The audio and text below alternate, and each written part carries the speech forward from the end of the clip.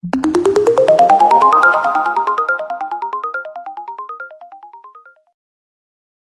we're going to be talking about keyboard shortcuts for Mac and Windows computers. So we're going to have four main parts. First, we're going to talk about some Mac keyboard shortcuts with a little demonstration, a little video. Then I think for the Windows shortcuts, we'll mostly talk about in the tech discussion room. Then third part, we'll talk a little bit about why these shortcuts are so important. And then fourth part, where you can find a list of all these shortcuts so that if you don't remember one, you can find it easily. So first of all, we're going to start with Macs. So Macs, a lot of the shortcuts are based on these things called modifier keys. You can find them on your keyboard. These are the main ones. We have the Command, which is this little squiggly looking square. The Option key, which is these two lines here. The Control key, which looks like an upside down triangle. The FN key, the Shift key, which is this upwards pointing arrow, and then the caps lock key, which is a similar upwards pointing arrow, but the bottom is kind of separated off. And so these modifier keys, what they do is that on your keyboard, if you press them at the same time as other keys, they allow you to use certain predefined functions on your computer, which are called shortcuts. And so to use one of these shortcuts, you're going to press or hold one or more of these modifier keys, and then press the last key of the shortcut. And if you click them all at the same time, then the shortcuts should activate. So for example, frequent shortcut I use is Control T. So you hold that control button and the T key at the same time. And that one, for example, you use to open a new tab on your search engine. The other example they give here, this is probably the most common one, is copy and paste. On Mac, you're going to use for a lot of these the Command key. So here you would go Command C, and that would allow you to copy whatever text you've selected. And so once you've clicked it, you can just let go of those keys and it should have activated the shortcut. So here you can see a photo of a typical Mac keyboard where you can see all of the command keys are in the bottom left corner. So here you have the caps lock, the shift, the FN key, the control, option, and command. And you can also see some of them on the other side of the keyboard. So if you were just wondering, you can see the same little symbols here, so you can recognize them pretty easily. So here are some of the most basic and useful Mac keybinds. As we mentioned, Control C. It allows you to copy a selected text to your clipboard, but it also works if you want to copy a file in your file system or Finder. Control V is very similar, or Command V on Mac, sorry. It pastes whatever you copied into, let's say you want to copy paste text into a document, or if you want to paste a file into a different part of your file system on your computer. And Command Z is another very frequent one. It undoes the last thing you did. So let's say you type some text, but then you realize you want to get rid of it, or you deleted some text and you realize you want to bring it back. Command Z will undo that. You can also use Shift Command Z to redo the undo. So let's say you deleted something, you undid it, but then you realize you want to delete it again. You can use that redo shortcut to go back to having it deleted. And some apps will actually remember the list of things that you undid and redid. So you can go way back in the kind of history of things to undo a bunch of stuff at once, which can be very useful if you realize you've made a mistake. And this is, I give the example of text here, but this is true for basically any application. If you're working with images or other things, these commands are pretty universal. Here are another few Mac shortcuts. Command A will select all the items. So again, if you're working with text, it'll select the entirety of the text. Command P will print your current document. So it'll give you a little pop-up if you want to send it to a printer. Command S will save it to make sure that your edits are saved and won't disappear if you close the application.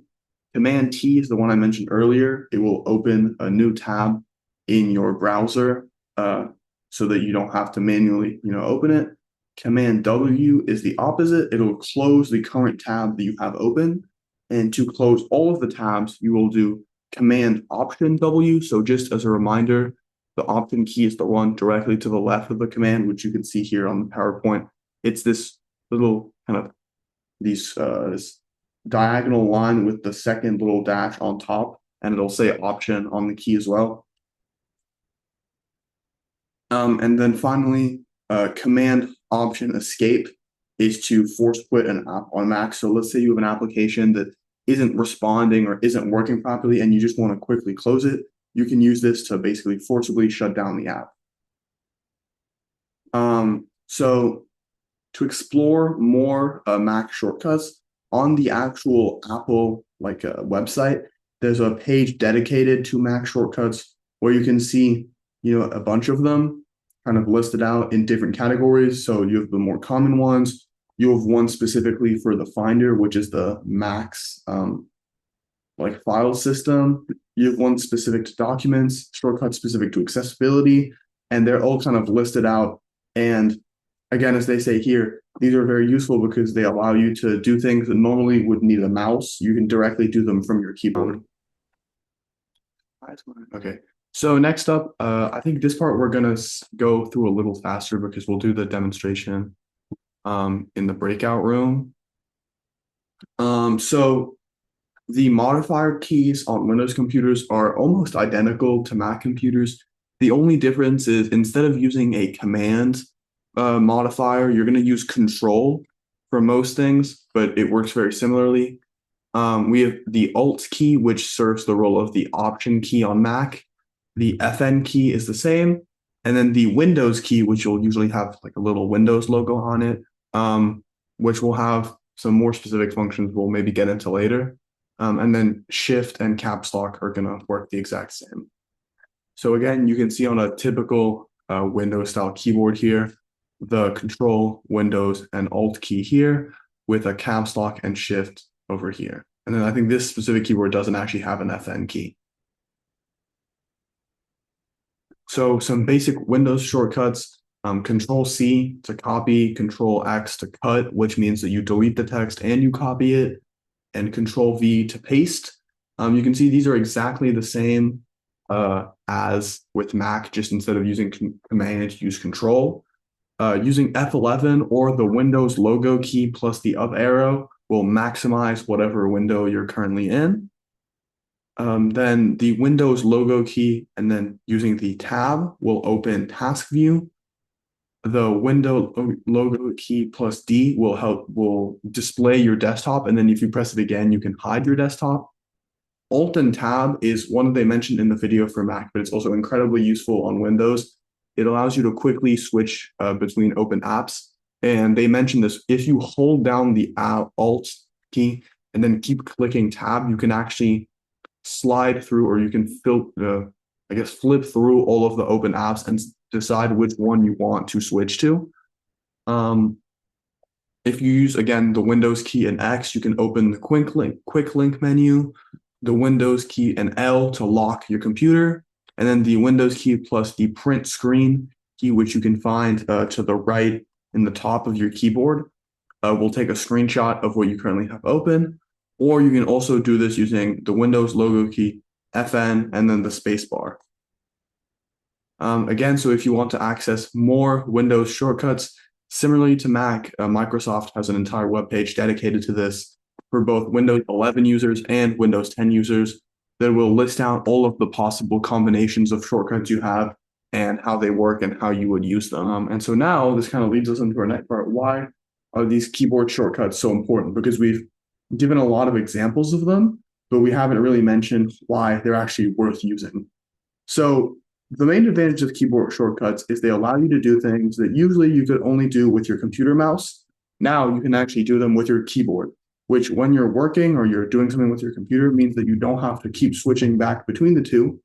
And so it allows you to use your computer much faster and much more efficiently, saving some time.